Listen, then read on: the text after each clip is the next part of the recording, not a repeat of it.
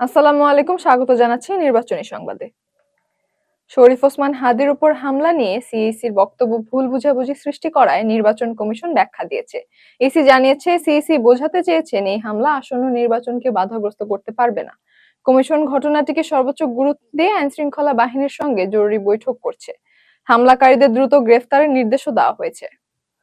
নারায়ণগঞ্জ ৫ আসনের বিএনপি প্রার্থী মাসুদুজ্জামান মাসুদ নির্বাচন থেকে সরে দাঁড়ানোর ঘোষণা দিয়েছেন। তিনি বলেন, নির্বাচনের আগে নিজের ও পরিবারের নিরাপত্তা নিয়ে তিনি উদ্বিগ্ন। পারিবারিক চাপের কারণে এই সিদ্ধান্ত নিতে বাধ্য হয়েছেন। মঙ্গলবার দুপুরে নারায়ণগঞ্জ প্রেস ক্লাবে তিনি এই ঘোষণা দেন।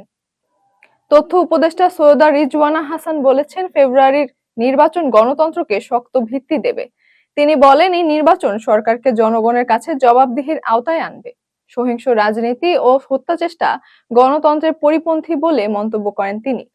শান্তিপূর্ণ ও নির্ভয়ে ভোটদানের পরিবেশ নিশ্চিত করার উপর জোর দেন উপদেষ্টা।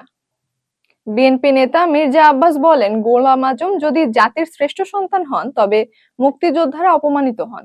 তিনি জামায়াতকে ইঙ্গিত করে বলেন, এই শক্তি কখনো দেশের স্বাধীনতা চায়নি। ৭১ ও ২৪কে তুলনা করার সুযোগ নেই বলেও মন্তব্য করেন তিনি। বিজয় দিবসে স্মৃতিসৌধে শ্রদ্ধা নিবেদন শেষে এসব কথা বলেন।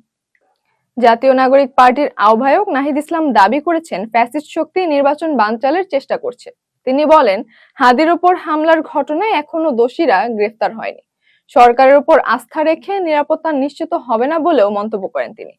গণভোটে হ্যার পক্ষে গণজোয়ার গড়ার আহ্বান জানান। এতক্ষণ সাথে থাকার জন্য ধন্যবাদ।